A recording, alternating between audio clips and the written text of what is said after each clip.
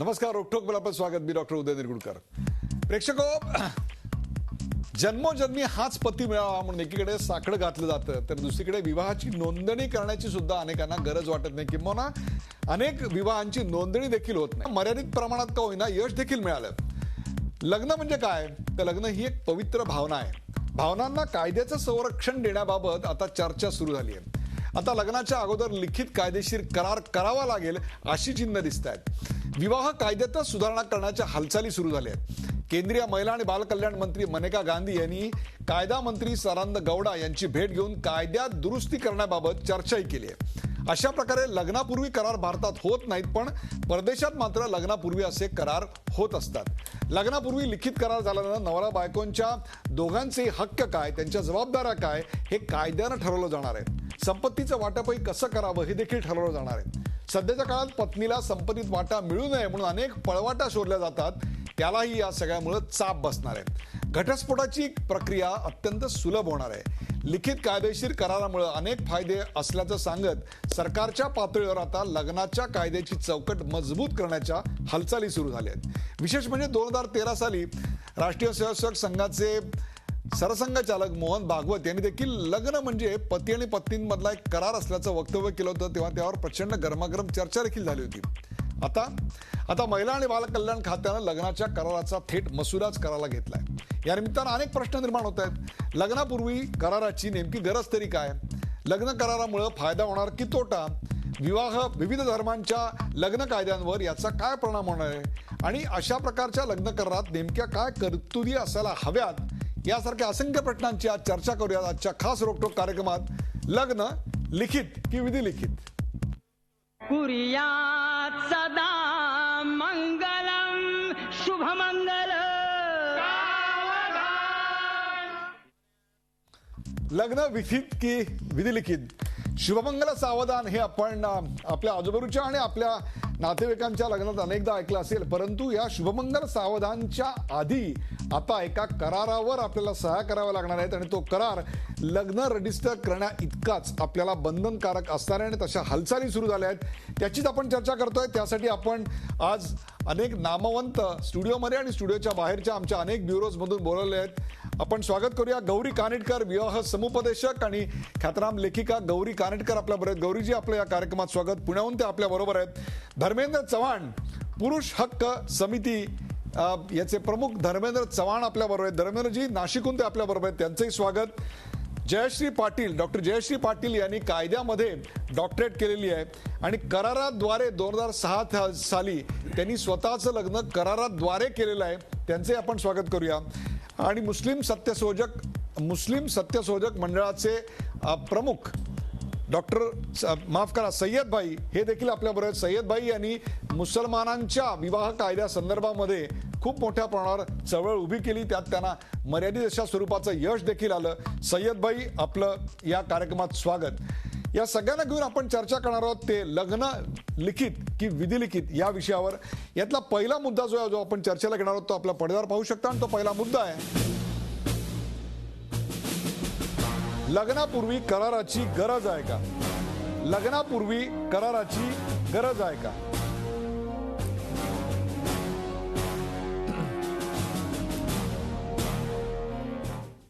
आपल्यासोबत गौरी कानेटकर आहेत. गौरी कानेटकर यांच्याकडे विवाह समुपदेशनाचा अनेक वर्षांचा अनुभव आहे. शेकडो जोडपी विवाह समुपदेशनासाठी त्यांच्याकडे येतात. त्यांचे लेख या विषयावरचे अत्यंत गाजले आहेत.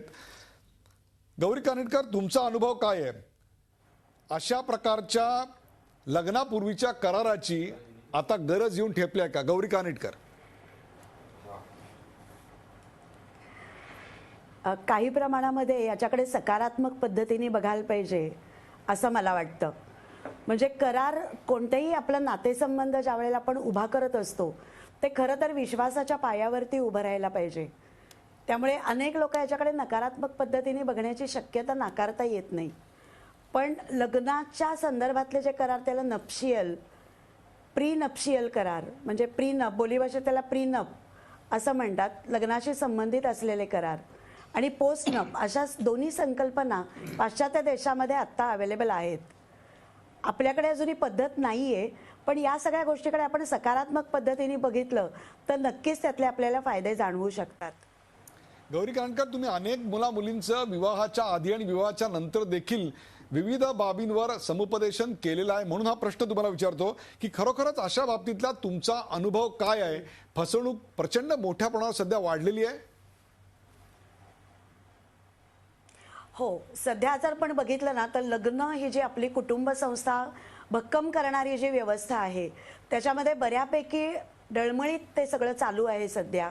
आणि एक प्रकारची असुरक्षितता, भीती हे प्रत्येक वधूवराच्या मनात असलेलं दिसतं. त्यामुळे ज्या वेळेला विवाह संस्थेमध्ये येताना फॉर्म भरला जातो त्यातही आपण नक्की खरा पगार द्यावा की नाही इथपासून अनेक मुलींच्या मनामध्ये शंका आहेत. आणि अनेक मुली असं म्हणतात माझ्या पैशाकडे बघून त्यांनी मला लग्न नको माझ्याशी करायला. त्यामुळे खरा पगार अनेक वेळेला दिला जात नाही. बरोबर आहे. म्हणजे फसवणुकीचे प्रकार गौरीताई या सगळ्या याच्यामध्ये खूप मोठ्या प्रमाणावर वाढलेले आहेत. त्यामुळे त्या फसवणुकीला, असुरक्षिततेला कुठेतरी पायबंद बसला पाहिजे असं आपल्याला वाटतं, म्हणून आपण अशा प्रकारच्या विवाहपूर्व कराराचं समर्थन करताय. बरोबर आहे. आपण जातोय थेट आता धर्मेंद्र चव्हाण यांच्याकडे. धर्मेंद्र चव्हाण हे जर घेतलं गेलं. हा, बोला बोला बोला गौरीताई, बोला.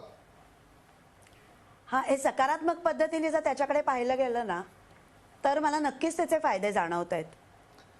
आपल्यासोबत धर्मेंद्र चव्हाण आहेत. धर्मेंद्र चव्हाण हे पुरुष हक्क समितीचे प्रमुख आहेत, नाशिकहून आपल्या बरोबर आहेत. धर्मेंद्रजी, आपण या सगळ्याकडे कसं बघताय? यानंतर लवकरच याचं कायद्यात रूपांतर झाल्यावर लग्न रजिस्टर करणं हे जसं आत्ता कायद्यानं बंधनकारक आहे तसंच यापुढे विवाहपूर्व करार देखील करणं अत्यंत आवश्यक असणार आहे. ती कायदेशीर बाब असेल. आपण याच्याकडे कसं बघताय पुरुष हक्क समितीचे प्रमुख म्हणून? मी सकारात्मक दृष्टिकोनातून बघतो. खरं तर ही अमेंडमेंट फार उशिरा होत आहे.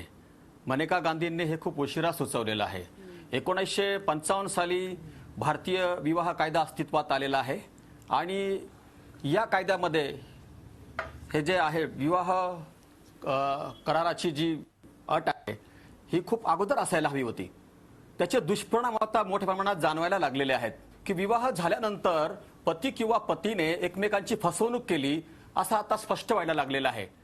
वेस्टर्न कंट्रीजमध्ये अशा प्रकारचा विवाह हा काही अटी व शर्तीवर केला जातो. विशेषतः त्यामध्ये असं असतं की दोघांची जी शारीरिक स्थिती आहे त्याबाबत त्यांनी मेडिकल टेस्ट केली जाते. दोघांमध्ये काही अपंगत्व असेल तर ते पण स्पष्ट केलं जातं. दोघांचं वय पण त्यात लिहिलं जातं.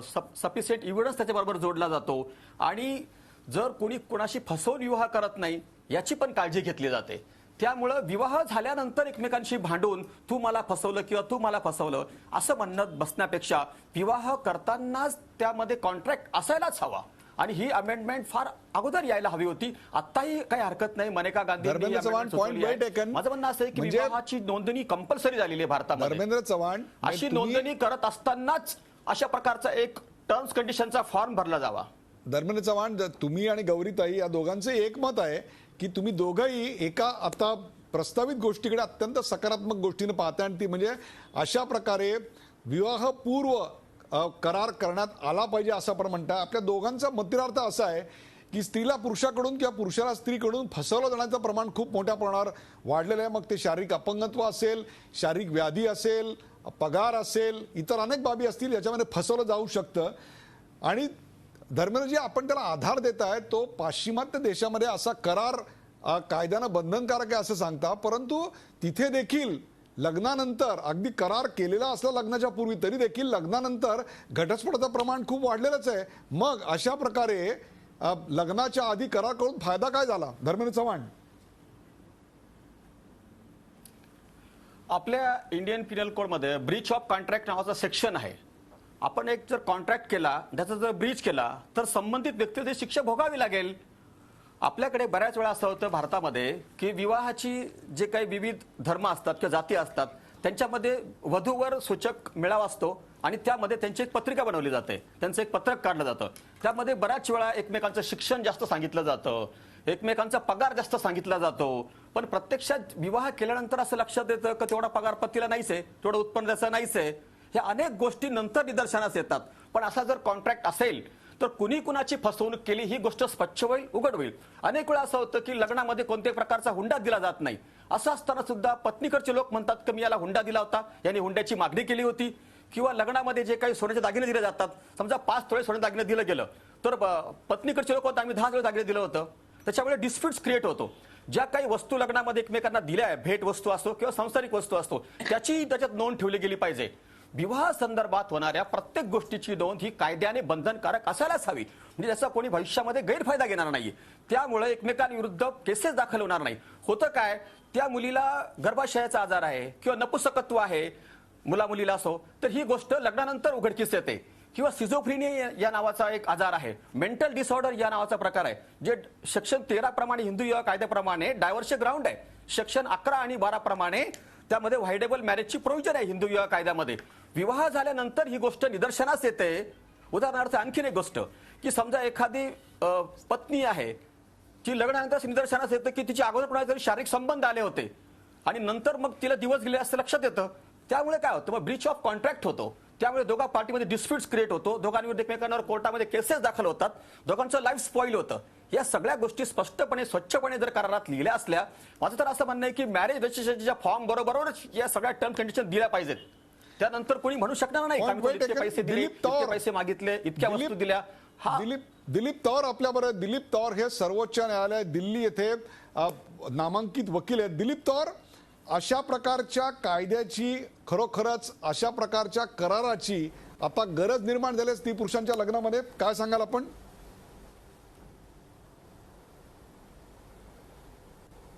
दिलीप तौर. वेळेप्रमाणे निश्चितच अशा कायद्याची गरज निर्माण झालेली आहे. 40 वर्ष मी हॅलो बोला. वेळेप्रमाणे जी एक 40 वर्षापूर्वीचा जो काळ होता तो आता राहिलेला नाहीये आणि नवीन पिढीला अशा कायद्याची निश्चितच आता गरज आहे. तुम्ही जर विदेशामध्ये बघाल, जवळजवळ 16 ते 17 देशामध्ये असा कायदा अस्तित्वात आलेला आहे आणि त्या अनुषंगानेच मनेका गांधींनी हे बदल सुचवलेले आहेत.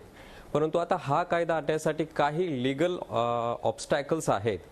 जसं की आता सध्या आपल्या भारतामध्ये हिंदू मॅरेज ऍक्ट आहे, मुस्लिमासाठी वेगळा कायदा आहे, ख्रिश्चनसाठी वेगळा कायदा आहे आणि असं असताना एक नवीन कायदा कसा आणता येईल हा मोठा प्रश्न आहे. त्यामुळे आज मला वाटतं मीटिंग कॉल आउट केली. दिलीप तौर, आपण विविध प्रकारचे विविध समाजांचे, विविध धर्माचे मॅरेज ऍक्ट असताना या कायद्याची गरज काय याची चर्चा आपण नंतरच्या भागात करणार आहोत. परंतु आता मूळ मुद्दा आहे की फसवणूक आणि वाढलेले घटस्फोट, त्याच्यामुळे हा तुमच्या तिघांच्याही बोलण्याचा आधार आहे असं मला वाटतं. 2006 साली स्वतःचं लग्न अशा प्रकारे करार करून करणाऱ्या डॉक्टर जयश्री पाटील आपल्या बरोबर आहेत. जयश्री पाटील, 2006 आणि 2015, आता संपताना 2016 उजाडेल, 10 वर्षात काही परिस्थिती बदलली आहे? इट इज बेटर और इट इज वर्स्ट? सर्वप्रथम मला असं सांगायचं की जे कॉन्ट्रॅक्ट मॅरेज आहे त्याचं मी पूर्णतः समर्थन करते आणि कॉन्ट्रॅक्ट मॅरेज होणं हे एक काळाची गरज आहे. आणि हे जे मेनका गांधींनी आता सुरुवात केलेलं आहे हे काही नवीन नाही आहे. भारतीय संविधानाच्या 7व्या शेड्यूलमध्ये त्यातील 3ऱ्या सेक्शनमधील 7व्या कंकरंट लिस्टमध्ये असं लिहिलेलं आहे की सगळे मॅरेजेस आणि त्यासोबत दिलेले इतर जे घटक आहेत ते सगळे त्यामध्ये ऑलरेडी समाविष्ट आहे. फक्त हीच आहे गरज की त्यामध्ये इम्प्लिमेंटेशन व्हायला पाहिजे. आणि माझ्या जेव्हा लग्नाच्या वेळेसची गोष्ट आहे तेव्हा विश्व हिंदू परिषद असू दे, बजरंग दल असू दे, या लोकांनी आमच्यावरती निषेध केलेला होता. आता जर हे सुधारत असतील, जर यांना यांचे आता दाद जर यांच्या हातामध्ये आले असतील तर हे स्वागतार्ह आहे. तुमच्या लग्नाच्या वेळी विरोध केला होता म्हणजे काय झालं की तुम्ही कंत्राट करून लग्न केलं? आमच्याकडे ज्यांना आम्ही इन्व्हिटेशन दिलं नव्हतं हे सगळे लोक आमच्या लग्नाला आले होते. म्हणजे आमच्या लग्नाला एक सामाजिक सोहळ्याचं रूप आलं होतं. आणि 10 वर्षात काय परिस्थिती प्रेक्षक पालटले बघा. बोला. आणि सगळीकडून निषेध होत होता. सगळी मीडिया तिथे लग्नाला हजर होती आणि म्हणत होते की काय हे लग्न होऊ देणार की नाही, दगडफेक होणार, काहीतरी होणार, जाळपोळ होणार, हा प्रकार होणार होता. कारण त्यांना म्हणायचं होतं की हे धर्मशास्त्राप्रमाणे चुकीचं आहे. पण माझं असं ठाम म्हणणं आहे की धर्मशास्त्राला नागरी शास्त्रामध्ये इंटरफेअर करण्याचा काही हक्क नाही आहे. कारण लग्न हे एकमेकाच्या विश्वासावरती, एकमेकाच्या जबाबदारीवरती अवलंबून असलेला घटक आहे. बरोबर आहे. म्हणजे बोला. आणि लग्न होताना माणसाने प्रत्येकाने आपली जबाबदारी स्वीकारणं, मग ते कॉन्ट्रॅक्ट स्वरूपात स्वीकारली तर काय वाईट काय त्याच्यामध्ये. मग आणि मला असं प्रश्न- कुठेही लिहिलेलं नाही की point कॉन्ट्रॅक्ट मॅरेज हा आपण जे लग्न केलं त्याच्या आधी आपण आपल्या पतीशी करार केलात, बरोबर आहे? त्या कराराची कलम काय होती? असं कुठेही लिहिलेलं नाही. माझा असा लिखित स्वरूपाचा नव्हता, पण सर्वत्र मीडिया वगैरे सगळीकडे आम्ही कॉन्ट्रॅक्ट मॅरेज करतो हे प्रसिद्ध झालेलं होतं आणि आम्ही तसं डिक्लेअर सुद्धा केलेलं होतं. आणि आमच्या टर्म कंडिशन ज्या आहेत त्या आमच्या दोघांच्या मध्ये झालेल्या होत्या. बरोबर आहे. आपल्याबरोबर सय्यदबाई आहेत. सय्यदबाई गेले अनेक वर्ष मुस्लिम समाजामध्ये सुधारण्याचं फार प्रचंड मोठं काम करतात. विशेषतः मुस्लिमांचे विवाह आणि त्या विवाहाचा विच्छेद, तलाक या संदर्भातलं त्यांचं अत्यंत महत्वाचं, मोलाचं आणि पायोनियरिंग वर्क असं म्हणू, ज्याला आपण अशा प्रकारचं काम करतात. सय्यदबाई, सध्या संपूर्ण भारतभर या विषयाची चर्चा अत्यंत जोरात सुरू आहे की लग्नाआधी करार करण्यात यावा आणि त्या करारानुसारच लग्न केलं जावं, किंवा तसा कायदा आपल्याकडे पारित होतोय. आपण मुस्लिम समाजामध्ये या संदर्भात जागृतीचं काम केलं. आपला काय अनुभव आहे? जर एकमेकांवरचा विश्वासच नसेल तर कायद्यात कलमात लिहून किंवा काय ज्याला म्हणतो आपण कॉन्ट्रॅक्ट सह्या करून देखील माणसं एकमेकाला फसवतीलच. पण जर कोणाला फसवायचं नसेल तर कुठल्याही प्रकारचा कायदा किंवा करार करण्याची गरज नाही. एकमेकांना वचन दिलं तरी फारसं पुरेसं असतं, परंतु जिथे वचन तोडायचं असतं तिथे तुम्ही 100 पानाचा कॉन्ट्रॅक्ट केलं तरी त्याचा काही उपयोग होऊ शकत नाही. काय सांगाल आपण?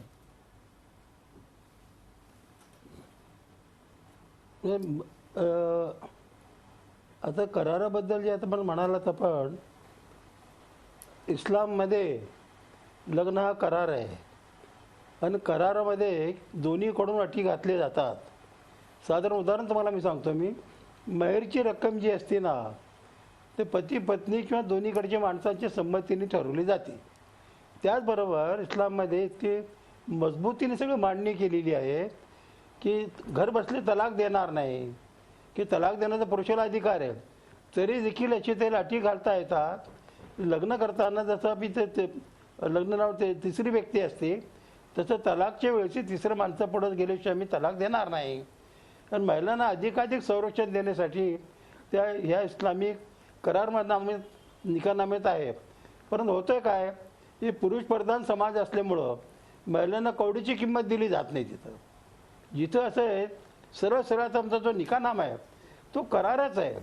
जसे मेहरची रक्कम ठरवली जाते, तलाकची अटी ठरवले जातात आणि इन्कमचे मगदे ठरवले जाणार, ते इथे कुठे लिहिलं जात नाही. मला असं वाटतं की जर शासकीय पातळीवर जसं सक्तीने जसं करार तो त्याची नोंद व्हावी कराराची, मग असं सक्तीचे केलं तर मला वाटतं महिलांना अधिक संरक्षण मिळू शकेल. तर मगाचपासून सांगितलं गेले की सगळ्यात महत्त्वाचा भाग, असं जर करार झाला ना, मी घर बसले तलाक देणार नाही असं ते द्यायला पाहिजे. आणि तलाक देताना मी कोर्टात किंवा समाजापुढे जाईन हे कंपल्सरी अटीतच असले तर महिलांना फार मोठं संरक्षण मिळू शकेल. आपल्याकडं काय झालं बरं का, की मग याच्या पण म्हणाला नंतर बोलू म्हणून, असं करू नका.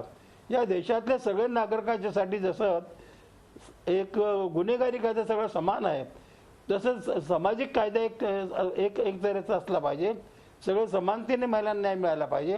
आता पुरुष आणि महिलांच्या बाबतीत चढ उतार बऱ्याच ठिकाणी म्हटलं जातं, तरी देखील एकूण पुरुषी समाज जो आहे महिलांना एक पायरी खाली उभं राहणं या पद्धतीचे विचारसरणीचे असतात. मग ते हिंदू असो, कुठल्या जाती धर्माचे असो, मुस्लिम असो. म्हणून मला काय वाटतं बरं का, की आपण मंगळवार आपलं माणसं पाठवायची पण तयारीच आहोत, पण इथं आपल्या घरात असलेलं महिलाला माणूस म्हणून जगवणं, त्याला अधिकार देणं, त्याचा मान राखणं, अशा या सगळ्या गोष्टी त्या करारात असले पाहिजे. आता आपल्याला म्हटले गेले की आपण सय्यदबाई त्या करारात काय तरतुदी हव्यात, सय्यदबाई त्या करारात काय तरतुदी हव्यात आणि त्या कराराचा आपल्या हिंदू मॅरेज ऍक्टवर किंवा मुस्लिम पर्सनल लॉवर नेमका काय परिणाम होणार आहे याची चर्चा आपण एका ब्रेक नंतर करणार आहोत. पण तू दिलीप तौर, ब्रेकवर जाण्यापूर्वी एक प्रश्न असा आहे की जिथे मूळ विश्वास हा ज्या लग्नाचा पाया आहे, तो विश्वासच जर नसेल तर त्या विश्वासाला तुम्ही कायद्यामध्ये किंवा करारामध्ये कसं बांधणार आहात? का किमान करार केल्यानंतर विवाह विच्छेद जेव्हा होतो, घटस्फोट जेव्हा होतो, तेव्हा काही गोष्टींची फसवणूक कमी करता येते. नेमका काय अनुभव आहे आपला, दिलीप तौर?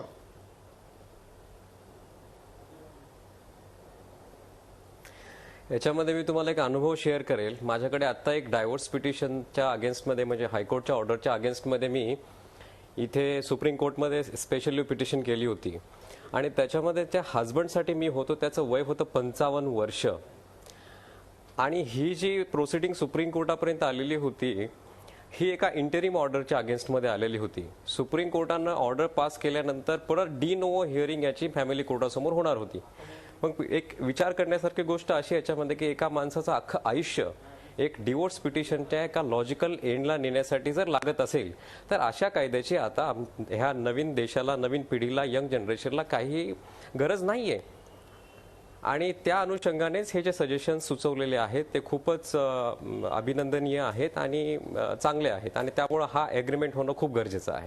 लग्न करारामुळे बरोबर आहे, लग्न करारामुळे नेमका फायदा होणार, लग्न करारामुळे फायदा होणार का तोटा होणार, आणि लग्नाच्या या करारात नेमक्या काय तरतुदी असाव्यात, विविध धर्मांमध्ये मॅरेज ऍक्ट्स आहेत त्याचा या करारावर नेमका काय परिणाम होणार आहे. शुभमंगल सावधान, लिखित की विधिलिखित, लग्न लिखित की विधिलिखित या विषयावर आपण चर्चा करतोय. आज मनेका गांधी यांनी कायदा मंत्री सदानंद गौडा यांची भेट घेऊन लग्नाआधी करार कायद्यानं संमत करावा आणि तशा प्रकारची सक्ती करण्यात यावी अशी भूमिका घेतली आणि त्याला अनुसरूनच या देशभरात कायदे तज्ञांमध्ये, विवाह समुपदेशन करणाऱ्यांमध्ये विविध मतमतांतर येत आहेत आणि त्याचीच आपण चर्चा करतोय. चर्चेसाठी आपल्यासोबत गौरी कानिटकर, दिलीप तौर, धर्मेंद्र चव्हाण, जयश्री पाटील आणि सय्यद भाई आहेत.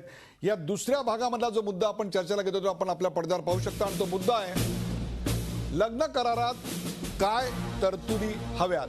आपण जाऊया थेट दिलीप तौर यांच्याकडे. दिलीप तौर, आपल्याकडे हिंदू मॅरेज ऍक्ट आहे, तो हिंदूंना लागू आहे. आपल्याकडे मुस्लिम पर्सनल लॉ आहे, त्याच्यानुसार मुसलमानांची लग्न कशी केली जावीत याचे हा एक विषय आहे. मुळातच लग्न हा विषय आपल्याकडे हा जितका सेंटरचा म्हणजे केंद्राचा विषय आहे तितकाच तो राज्यांचाही विषय आहे. याचं कारण गुजरातमध्ये, माफ करा, गोव्यामध्ये जर एका हिंदूला लग्न करायचं असेल तर त्याला एक स्टेटचा वेगळा कायदा आहे, तो त्याला लागू होतो. तसंच तो इतरांनाही वेगळे प्रकारचे कायदे लागू होतात.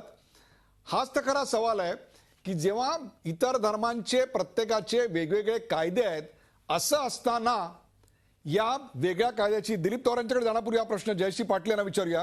इतर सगळ्या धर्मांचे कायदे असताना नेमकी आपल्याला अशा प्रकारच्या कराराची गरज काय? जर आम्हाला आमचे पर्सनल लॉ जर आम्हाला लागू होणार असतील तर मग या कराराचं महत्व काय?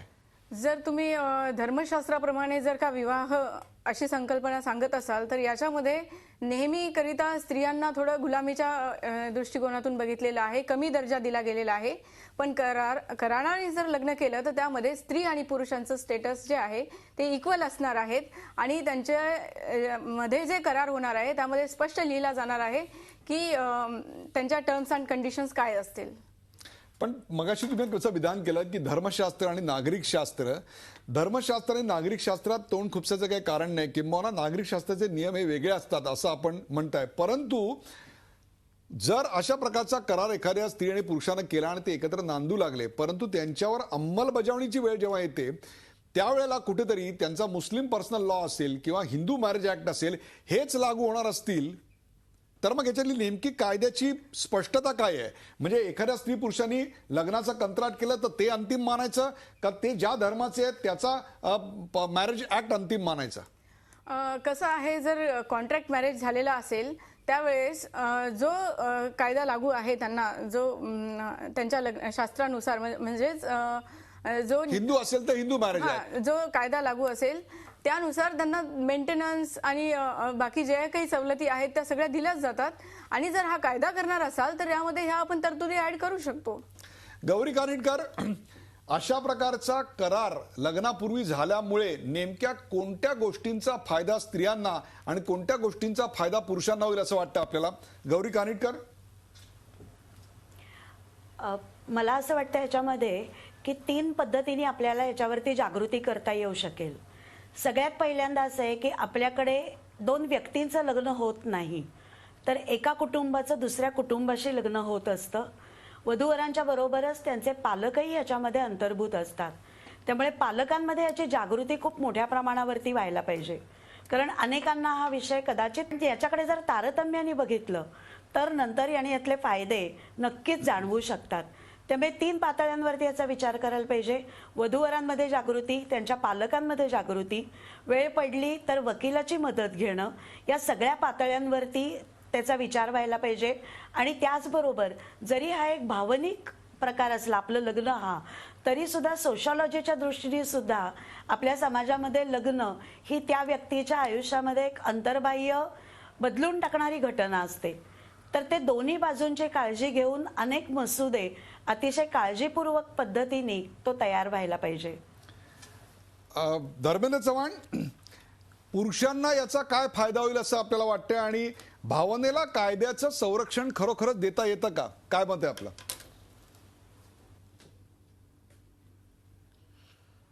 ही भावना नाहीये, ही आजकालची वस्तुस्थिती आहे, म्हणणं आहे. आणि पुरुषांना याचा मोठ्या प्रमाणात फायदा होईलच.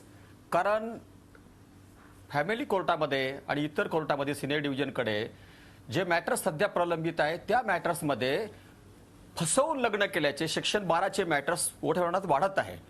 यामध्ये असं दिसतं की प्राथमिक मी जे काही मॅटर्स सध्या कोर्टामध्ये चालवतो आहे, मी फक्त हजबंडतर्फेच काम करतो. त्यामुळे मला असं दिसतं की महिलांकडून किंवा पत्नीकडून त्याची मोठ्या प्रमाणात फसवणूक होत आहे. असे मी मॅटर्स माझे 8 ते 10 मॅटर आत्ताही चालू आहे. यासाठी माझं असं म्हणणं आहे की दोघांचं शिक्षण एकमेकांना माहीत असायला हवं. नंतर कळतं का तिचं शिक्षण कमी होतं, तिने फसवणूक केलेली आहे. आर्थिक स्थिती एकमेकांना माहीत असायला हवी. म्हणजे जो फॉर्मॅट आपल्याकडे आहे त्या फॉर्मॅटमध्ये काही गोष्टी असायला हव्यात. तर त्यामध्ये दोघांची अगोदर मेडिकल केलेली असावी. त्या फॉर्ममध्ये मेडिकल हा स्पेसिफिक एक क्लॉज असावा. त्यानंतर एज्युकेशन हा एक स्पेसिफिक क्लॉज त्याच्यामध्ये असावा. त्याच्यानंतर इकॉनॉमिकली कंडिशन, आर्थिक स्थिती आहे त्याच्यामध्ये स्पेसिफिक एक क्लॉज असावा. शारीरिक व्यंग असेल तर तो त्याच्यामध्ये एक क्लॉज असावा. मानसिक रुग्ण असेल दोघांपैकी कुणी, तो त्याच्यामध्ये एक क्लॉज असावा. या सगळ्या गोष्टी खूप आवश्यक आहे अशा प्रकारच्या फॉर्मॅटमध्ये. कारण याच्यामुळे मोठ्या डिस्प्यूट्स होतात आणि दोघा फॅमिलीमध्ये वाद होऊन ते कोर्टापर्यंत येतात. असं जर व्हायचं नसेल तर ह्या सगळ्या कंडिशन जर आपण मॅरेजच्या फॉर्ममध्ये टाकल्या तर भारतामध्ये डायव्हर्स व्हायचं प्रमाण खूप कमी होईल. कोणीही एकमेकांची फसवणूक करणार नाही. त्यामुळे दोघंही प्रामाणिकपणे सगळ्या गोष्टी लिहून देतील.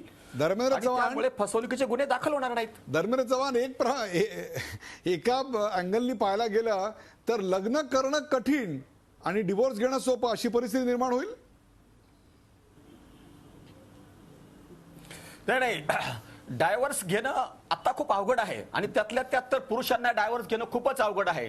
सेक्शन 13B मध्ये म्युच्युअल कन्सेंटनी डायव्हर्स होतात आणि सेक्शन 13 मध्ये जे काही ए बी वगैरे जे कलम आहेत त्याप्रमाणे क्रुएल्टी हा एक ग्राउंड आहे, डेझर्शन हा ग्राउंड आहे. त्याच्यानंतर या ग्राउंडच्या आधारे आपण डायव्हर्स पिटिशन फाईल करतो. तर क्रुएल्टी हा एक मेजर त्याच्यामध्ये सध्या एक प्रॉब्लेम आहे. तर डायव्हर्स जर कमी व्हायचा असेल तर आपण कॉन्ट्रॅक्ट मॅरेज हे अत्यंत आवश्यक आहे. आज नाशिकच्या फॅमिली कोर्टामध्ये आपण जर बघितलं तर वर्षाला 300 पर्यंत म्युच्युअल कन्सेंटचे डायव्हर्स पिटिशन फाईल होतात. एकूण डायव्हर्स पिटिशन 1000 पर्यंत दाखल होतात आणि हे प्रमाण दिवसेंदिवस वाढत आहे. फारकतीचं प्रमाण जर कमी करायचं असेल तर त्यासाठी कॉन्ट्रॅक्ट मॅरेज हे खूप आवश्यक आहे. आणि त्यासाठी दोन्ही पार्टीने संमती द्यायला काही हरकत नाही. मी तर अगोदरपासून सांगतोय की याच्यामध्ये मॅरेजच्या कॉन्ट्रॅक्ट फॉर्ममध्येच तो सगळा सय्यद भाई, अशा प्रकारचा कंपल्सरी असताना लग्नाआधीचा करार आपल्याकडे जर बंधनकारक केला तर मला तुम्ही सांगा की स्त्री पुरुषांनी मुस्लिम असलेल्या विशेषतः करार केला आणि लग्न केलं तर त्यांना लागू काय होणार आहे? तो जो केलेला करारातली कलमं आहेत त्याच्या तरतुदी लागू होणार आहेत का मुस्लिम पर्सनल लॉ ज्याच्यामध्ये मुस्लिमांचं लग्न आणि त्याविषयीचे विवाहाचे आणि विवाह विच्छेदाचे कायदे आहेत ते लागू होणार आहेत? नेमका कुठला कायदा लागू होईल याविषयीची अस्पष्टता आहे. म्हणून हा प्रश्न आपल्याला विचारतोय. सय्यद भाई, नाही ना, मला असं वाटतं की सरकारने जो नवीन समजा ॲग्रीमेंट ज्याला लग्नाचं करणार आहे ते लागू झालं पाहिजे. जर वैयक्तिक कायदे जर करणार असाल ते हे मी तेरी बिची मेरी बिची बस होईल तसं ते राजकारण करू नये या विषयाचं आहे. महिलांना विशेषतः करून मुस्लिम कायद्यात लग्न करताना तिला 3-3दा विचारलं जातं. तलाकच्या वेळेस एकदाही तिला विचारण्याची आवश्यकता नाही आहे. इतका एकतर्फी करार आहे. हा करार आहे जरूर निश्चित आहे, परंतु करारात पुरुषाला जे अधिकार दिलेले आहेत ते ते पुरुषाचे अधिकार थोडे कमी केले ना तुम्ही. त्याला वेटो देऊन टाकला लग्नाच्या बाबतीत. 4 लग्नाच्या बाबतीत त्याला वेटो दिलेले आहेत. ते कमी करायचं असेल या देशातल्या सगळे लग्न जसं गुन्हेगारी कायदा सगळ्यांच्यासाठी एक आहे, तसं समतेवर आधारित एक समान नागरी कायदा झाल्याशिवाय निश्चित महिलांना न्याय मिळणार नाही. राहिलं तलाकचा प्रश्न, आमच्याकडे तर तलाकला तर पुरुषाला कुठं जावं लागत नाही, तर जस्ट डिक्लेरेशन डेव्हर्स असा कायदा आहे. आता मला सांगा महिलांना कुठं न्याय मिळतो यात? पुरुषाची सगळी दादागिरी जी आहे ना, ही धर्माची असेल नसेल कोणी केले, काळ बदलत चाललाय हो. आणि आपले धर्मनिरपेक्ष धर्मनिरपेक्ष राज्यघटनेने महिलांना माणसांना माणूस म्हणून मुसलमान म्हणून नाही नको आहे, या देशाचे नागरिक म्हणून महिलांना नाही मिळायला पाहिजे. असे कायदे जर केले आपण ते सगळ्यांना सारखे करा. मला दुसरं एक सुचवायचं आपल्याला, आम्ही 1984 साली राजीव गांधींच्याकडे शाहबानोजीवर जेव्हा गेलो होतो, आम्ही त्यांना म्हणालो होतो कायदे जेव्हा बदला, परंतु मी एक काम करा की 1954चा जो सिव्हिल मॅरेज ॲक्ट आहे तो सगळ्यांना सारखं लागू करून टाका. म्हणजे काय होईल, जर कुठं अडत असेल तर तुम्हाला किंवा बदल करता येईल ना. आज काय होतं बरं का, प्रत्येकाचे वैयक्तिक कायदे धर्माचे आहेत, त्याला कोणाला हात लावता येत नाही. राजकारण्याचं काय होतं किंवा त्यांची मतं पाहिजे असतात. शाहबानोची 2-2, 4-4 लाखाचे मोर्चे काढले लोकांनी की आपणच्याच महिलांना पोटगी देणार नाही म्हणून. हा जो भाग आहे ना की मुस्लिम महिलांचा, एकूण महिलांचा सगळ्यांचा 50% जी लोकसंख्या आहे त्यांचा विचार करताना धर्मापलीकडे जाऊनच विचार केला पाहिजे. आणि तो कायदा तशी सेक्युलर असला पाहिजे, जो अग्रीमेंट जे करणार आपण करार तो लिखित असला पाहिजे, समान valid नागरी असला पाहिजे. कायद्याची गरज. घरगुती करार मानला जाणार नाही. सय्यद भाई, आपण समान नागरी कायद्याची गरज आणि त्याची वेळ आता बोलू नका. जयश्री पाटील काय सांगाल? समान नागरी कायदा, युनिफॉर्म सिव्हिल कोड हे लागू झालं पाहिजे. कारण जेव्हा लग्न हे एका कॉन्ट्रॅक्टनी होत असतं, कॉन्ट्रॅक्ट हा कॉन्ट्रॅक्ट असतो, त्याला कायद्याने बंधन असतं. मग तो लग्नाचा कॉन्ट्रॅक्ट असो किंवा इतर कोणत्या व्यवसायाचा कॉन्ट्रॅक्ट असतो, कॉन्ट्रॅक्टला कॉन्ट्रॅक्ट या दृष्टिकोनातूनच ट्रीट करण्यात आलं पाहिजे. आणि त्या दृष्टीने कायद्याचं त्याच्यावरती बंधन असलं पाहिजे. म्हणजे जर का एखाद्या कुटुंबामध्ये लग्नानंतर जर वाद झाला किंवा त्यामध्ये काही जर त्यांना एकत्रित राहायचं नसेल तर त्यांच्या जे टर्म्स अँड कंडिशन्स कॉन्ट्रॅक्टमध्ये दिलेल्या आहेत त्या पूर्णत्वास आणण्याची जबाबदारी ही कायद्यावर आहे. म्हणजे जे की सय्यद भाई काय सांगाल? सय्यद भाई. नाही, मला काय वाटतं बरं का की आता या समान नागरी कायद्याला मी म्हणालो, या देशात 98% सगळ्यांचे धार्मिक ऐहिक कायदे बदलले गेलेले.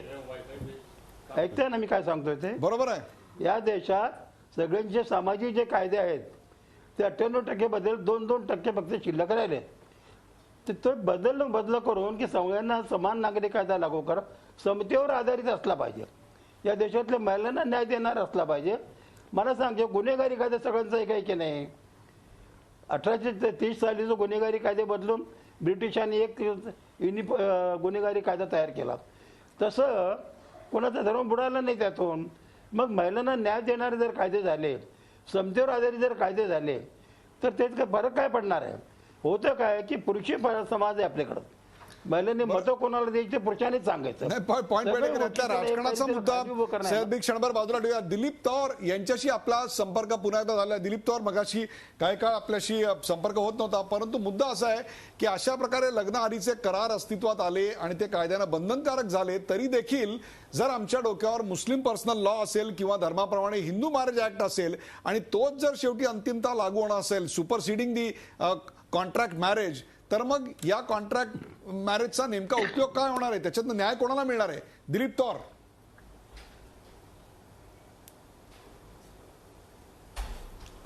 असं नाहीये.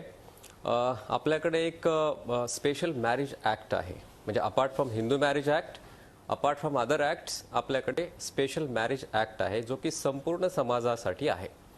आता हे जे प्रोपोज्ड बिल जे आहे, हे प्रोपोज्ड बिल कशा प्रकारे अस्तित्वात किंवा अंमलात येऊ शकतं, त्याचा सुकर मार्ग जो आहे तो स्पेशल मॅरेज ऍक्ट मधून मिळतो आपल्याला बघायला. हिंदू मॅरेज ऍक्टमध्ये लग्नाला कॉन्ट्रॅक्ट म्हटलेलं नाहीये, परंतु जर तुम्ही स्पेशल मॅरेज ऍक्ट बघितला तर त्याच्यामध्ये लग्नाला कॉन्ट्रॅक्ट म्हटलेलं आहे. मग हे अंमलात कसं आणता येईल? तर ह्या पद्धतीने अंमलात आणता येईल. हे जे मुळातच ह्या प्रकारचे जे ॲग्रीमेंट आहेत, हे ॲग्रीमेंट 2 व्यक्तीमध्ये झाल्यानंतर हे ॲग्रीमेंट स्पेशल मॅरेज ॲक्टच्या तहत फॅमिली कोर्टसमोर घेऊन जाणे आणि तिथे ते रजिस्टर करणे आणि जर त्याचा मॅरेजच्या त्या कॉन्ट्रॅक्टप्रमाणे जर कुठे भंग होत असेल तर त्या तरतुदीनुसार डिवोर्सची तरतूद जशी जशी करण्यात आलेली आहे त्या पद्धतीने डिवोर्स त्यांना मिळाला पाहिजे अशी त्यामध्ये तरतूद आहे. आता आपण जे काही सजेशन्स वगैरे इथे मिनिस्ट्रीकडे गेलेले आहेत त्यामध्ये आपण कुठल्या प्रकारे भारतामध्ये कुठल्या प्रकारे कशा प्रकारे कायदा आणण्यात येतोय हे जर बघितलं तर याचे 4 मोड आहेत. पहिला मोड आहे एंट्री मॉड्यूल, दुसरा आहे ऑपरेशनल मॉड्यूल, तिसरा आहे की ज्याच्यामध्ये क्रुएल्टी डिफाईन केलेली आहे जो की सगळ्यात मोठा स्टंबलिंग ब्लॉक आहे आपल्या सिस्टममध्ये. क्रुएल्टी म्हणजे क्रुएल्टीची वेगवेगळ्या प्रकारे व्याख्या केलेली आहे, सुप्रीम कोर्टाने वेगवेगळ्या प्रकारे व्याख्या केलेली आहे.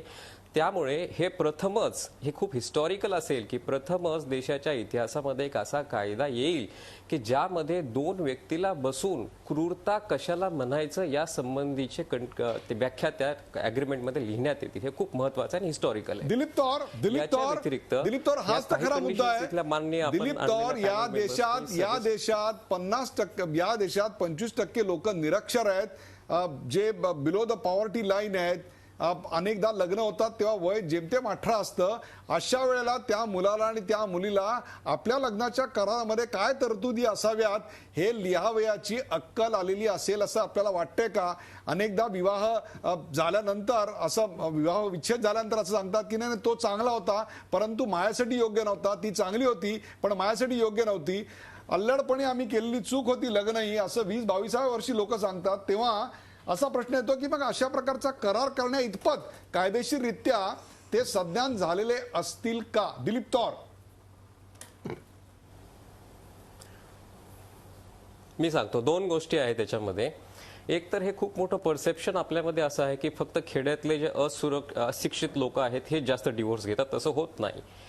सगळ्यात जास्त डिवोर्स पिटिशन ज्या फाईल होतात त्या शहरी भागातनं फाईल होतात. दुसरी गोष्ट अशी आहे की खेड्यातला माणूस किंवा जो काही मायनर असेल तो हे डिसिजन घेऊ शकेल का? तर निश्चितच तो ॲडव्होकेटशी कन्सल्ट करू शकेल आणि ॲडव्होकेट त्यांना याच्याबद्दल सजेस्ट करू शकतील लग्नाच्या अगोदर. त्याच्यात काही एवढं मला एवढंसं हे डिफिकल्ट वाटत नाहीये. तिसरी गोष्ट याच्यामध्ये महत्वाची अशी आहे की हा कायदा काही मॅन्डेटरी नसेल. हा कायदा डिपेंड अपॉन त्या दोन्ही व्यक्तीला जर ह्या कायद्या अंतर्गत जायचं असेल तर ते जाऊ शकतील. अदरवाईज त्यांना जर हिंदू मॅरेज ऍक्ट आवडत असेल तर ते हिंदू मॅरेज ऍक्टच्या प्रमाणे लग्न करतील आणि ह्या कायद्यामध्ये पडणारच नाहीत. हा खूप मोठा गहन प्रश्न कमिटी समोर असेल, पार्लमेंटरी कमिटी समोर असेल की whether this act should be made as a mandatory और it should be keeped as a optional as per the choice of the both parties. तर हा ऍक्च्युअली हा मुद्दा डिसाईड व्हायचा आहे की काय कशा प्रकारे हे येईल. परंतु मला असं तुम्हाला आवर्जून सांगावं असं वाटेल जर दिलीप तौर एक छोटासा प्रश्न असा आहे की आपल्याकडे बालविवाह विरोधी कायदा आहे, आपल्याकडे ज्याला आपण म्हणतो की हुंडाच्या विरोधातले कायदे आपल्याकडे आहेत, परंतु त्याच्या अंमलबजावणीचं काय? आज देखील आपल्याकडे बालविवाहाचं प्रमाण कमी झालं असलं तरी ते नगण्य आहे किंवा संपुष्टात आलंय असं आपण म्हणू शकत नाही. आज हुंड्यावरून अनेक विवाह तुटलेले आहेत किंवा त्याच्यानंतर अनेक विवाहितांनी आत्महत्या आपल्याला केलेल्या दिसतात. अशा अनेक केसेस आपल्याकडे रजिस्टर झालेले आहेत. किंबहुना दुष्काळामध्ये आत्महत्या केलेल्या अनेक शेतकऱ्यांच्या व्यथेशी आणि वेदनेच्या मुळाशी त्यांच्याकडे घरी असलेल्या मुलीचं लग्न करताना हुंडा द्यायला पैसा नाही हे देखील एक कारण होतं. हे लक्षात घेता जर त्याचीच आत्ताची आपण अंमलबजावणी करत नसू तर आणखीन एक नव्यान कायद्याची अंमलबजावणी तरी कशी करणार? दिलीप तौर.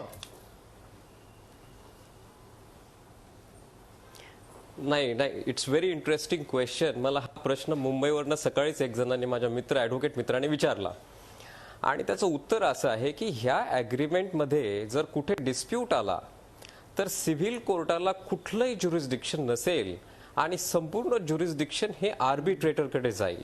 आणि त्यामुळे जो आपला परंपरागत लिटिगेशन पद्धती आहे 10-15 वर्ष खेचत जाण्याची तो पायंडा इथे येऊ शकत नाही. आर्बिट्रेटर 6 महिन्यामध्ये संपूर्ण निकाल देऊन टाकतील याच्यामध्ये. त्यामुळे तो मला तरी वाटतं की ही जी पद्धत आहे ही खूप डिफरंट आहे, सिव्हिल कोर्टामध्ये अडकून पडणारच नाही. सय्यद भाई काय सांगाल? आपण मगासपासून काही मुद्दा मांडू इच्छितात. सय्यद भाई. मला 2 मुस्लिम सत्यशोधक मंडळांनी आता जो निकालनामा आहे ना आमचा तो करारनामाच आहे. मुस्लिम समाजात लग्न हा करार आहे, त्यात अनेक त्रुटी आहेत. म्हणून मुस्लिम सत्यशोधक मंडळांनी नवीन निकालनामा तयार केलेला आहे. त्यात हे जे गोष्टी जे आउटडेटेड झालेले आहेत, भल्याविचार अन्याय करणारे ते बाजूला करून अनेकांच्याकडे पाठवलेला आहे मी. त्याचे मला त्याचा उपयोग इथं करता येईल एक भाग. दुसरा भाग आपण पुरुष मंडळी जे करतोय जे बोलतोय ना, यापेक्षा या देशातली 50% जी लोकसंख्या महिलांची आहे त्यांना विचारणं त्यांना काय पाहिजे म्हणून. ते होत नाही. पुरुषी वृत्तीप्रमाणे आपण जे सगळं विषय रेटायचा प्रयत्न करतोय समाज, ते थांबलं पाहिजे असं मला वाटतं.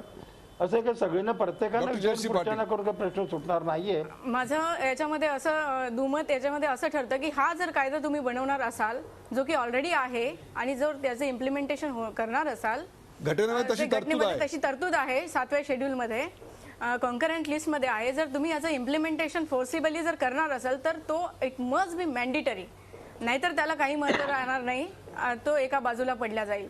आणि जेव्हा भारतीय संविधानानुसार नागरिकाला वयाच्या ठराविक वयाच्या वेळी मतदानाने आपला प्रतिनिधी निवडायचा त्याला पूर्ण हक्क असतो आणि तो सुज्ञ असतो त्यासाठी, मग आपला जीवनाचा साथीदार निवडण्यासाठी तो सुज्ञ नाही हा आपण प्रश्न करू शकत नाही. कारण वयाचं जो लग्नाचं वय आहे ते कायद्याने ठरवून दिलेलं आहे, त्याच्यावरती अभ्यास झालेला आहे, त्याच्यावरती लांब डिस्कशन झालेलं आहे. जयश्री पाटील, हे झालं पुस्तकात लिहिलेलं, हे झालं कायद्यात लिहिलेलं, परंतु आपल्याकडे गौरी कानेटकर आहेत, त्या याचं पुष्टी देतील की अनेकदा असं सांगितलं जातं की आम्हाला आधी याची कल्पना नव्हती, असं असेल याची कल्पना नव्हती, त्यावेळी वय लहान होतं, आम्हाला अजून समजायचं होतं, भान यायचं होतं, अशा प्रकारच्या गोष्टी सांगितल्या जातात. म्हणून हा प्रश्न येतो, एखाद्या उमेदवारासाठी निवडणुकीत मत देणं वेगळं आणि आपण आयुष्यभर ज्याला निवडायचं आहे त्याच्यासाठी मत देणं वेगळं. सुज्ञ हा सुज्ञ आहे. तुम्ही सुज्ञामध्ये असा फरक नाही करू शकत की एखादा प्रतिनिधी, ती पण एक जबाबदारी नागरिकाचा प्रश्न येतो. त्यामुळे आपण हे म्हणू शकत नाही की तो फक्त मतदान प्रतिनिधी निवडण्यासाठी तो सुज्ञ आहे आणि स्वतःचं जीवन लाईफ पार्टनर तो निवडण्यासाठी सुज्ञ नाहीये. कारण त्याला हे ठरवायचं असतं आणि त्यासोबत फॅमिली सुद्धा असतात. लग्न म्हणजे फक्त 2 व्यक्ती आले आणि त्यांनी कॉन्ट्रॅक्ट लिहिला आणि झालं लग्न असं नव्हे. आपल्या भारतीय परंपरेनुसार लग्नामध्ये दोन्ही परिवाराचं जसं एकत्रीकरण होत असतं त्यानुसार दोन्ही परिवार असतात. आपले वडीलधारे सुद्धा सोबत असतात त्यांना गायडन्स करण्यासाठी. त्यामुळे जर तुम्हाला खरंच लग्न करायचं असेल, खरंच एकमेकांच्या सोबत प्रामाणिकपणे राहायचं असेल तर तुम्ही कॉन्ट्रॅक्ट करण्यासाठी घाबरायचं काही कारण नाही. मला प्रश्न असा विचारता आहे की 10 वर्षापूर्वी तेव्हा तुम्ही स्वतः जेव्हा कॉन्ट्रॅक्ट करून लग्न केलं आणि माझ्या माहितीप्रमाणे तो कॉन्ट्रॅक्ट 1 वर्षाचं होतं की 1 वर्षापुरता हा लग्न करार आहे आणि तशा प्रकारची लग्नपत्रिका देखील छापलेली होती, तेव्हा तो अत्यंत वादाचा आणि सामाजिक एक प्रकारच्या असंतोषाचा विषय झाला होता. जर आजपासून 4 महिन्यात 6 महिन्यात अशा प्रकारचा कायदा अस्तित्वात आला की लग्नाआधी तुम्हाला करार करावे लागतील, तर आपला समाज 10 वर्षात एवढा प्रगत झालाय का की तो हे सहजरित्या स्वीकारेल? आपल्या लग्नात आता असंख्य अडचणी आल्या होत्या म्हणून हा प्रश्न विचारतोय. हो, कारण आता जर एकंदरीत जर परिस्थिती आतापर्यंत पाहिली तर मॅरेजेस आणि त्यानंतर उद्भवणारे जे प्रॉब्लेम्स आहेत, म्हणजे जसे की डिवोर्स आहे आणि कुटुंबामधले मतभेद आहे, यामध्ये प्रोसिडिंग्स ज्या आहेत त्या फार लांबलचक होतात. आणि जर कॉन्ट्रॅक्ट जर ठराविक कालावधीचा असला तर पती पत्नी दोघांवर सुद्धा बर्डन असतं की आपला हा कॉन्ट्रॅक्ट आहे आणि आपल्याला हे सोबत निभवायचं आहे. त्यामुळे जास्तीत जास्त जबाबदारीने ते पार पाडण्याचा प्रयत्न करतील आणि आपली भूमिका चांगल्या पद्धतीने निभावण्याचा प्रयत्न करतील. शेकडो विवाहांचं अत्यंत यशस्वीपणे समुपदेशन करणाऱ्या गौरी कानेटकर यांच्याकडे शेवटचा प्रश्न घेऊन जातोय. शेवटचे 2 प्रश्न आहेत. गौरीजी, आपण अशा प्रकारचा करार जर आपल्यावर बंधनकारक झाला तर लग्न जमवायला आणि जुळवून घ्यायला अत्यंत वेळ लागेल असं वाटतंय आपल्याला? सुरुवातीला नक्कीच याला वेळ लागेल, पण मला काय वाटतं ह्या सगळ्यामध्ये की आपण ऍक्सिडेंट इन्शुरन्स सारखं त्याच्याकडे का बघू नये. म्हणजे आपण काय ऍक्सिडेंट होणारच असं गृहीत धरून आपण इन्शुरन्स नाही करत, पण समजा ऍक्सिडेंट झाला तर आपल्याला काहीतरी त्याचा फायदा मिळावा, आर्थिक काहीतरी आपल्याला त्याच्यातनं बाहेर पडता यावं, असा एक साधा दृष्टिकोन त्याच्यामध्ये आहे.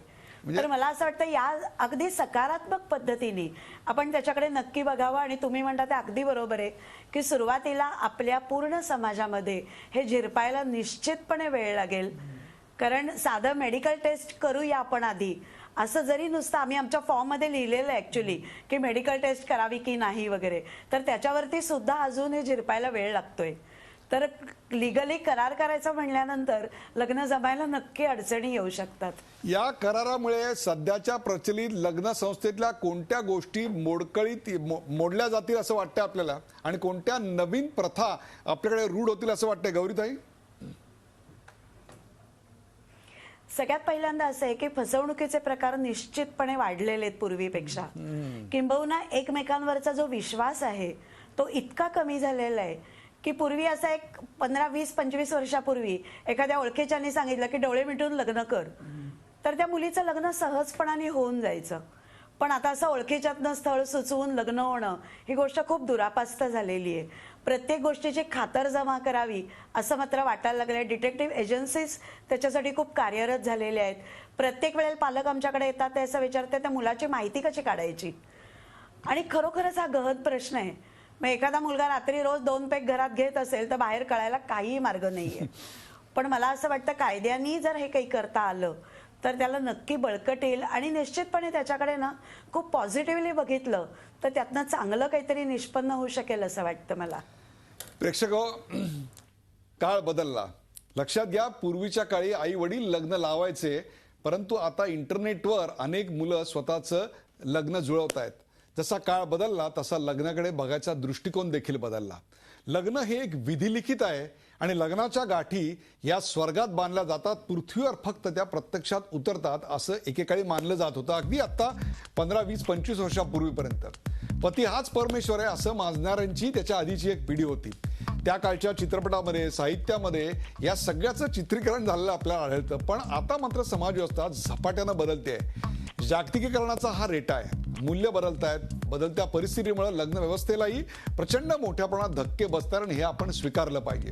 लग्न व्यवस्थेची ही बदलती रूपं आपल्या आजूबाजूलाही दिसत आहेत. बदलत्या परिस्थितीत कायदे देखील बदललेले आहेत आणि ते बदलावे लागतील. आता लिव्ह इन रिलेशनशिपला देखील घटस्फोट झाल्यानंतर कायद्यानं पोटगी द्यावी लागते. पण दुसरीकडे घटस्फोटाची सध्याची प्रक्रिया मात्र अत्यंत किचकट अशी आहे. मनानं विभक्त झालेल्यांना कायदेशीरपणे विभक्त होताना देखील अनेक यातनांमधून जावं लागतं, किंवा अनेकदा नकोशा झालेल्या संसारात अडकून पडावं लागतं. भारतासारख्या देशात तर विवाहाचे कायदे धर्म आणि राज्यानुसार बदलत आहेत. तिथं तर हा प्रश्न अधिक गुंतागुंतीचा बनतोय.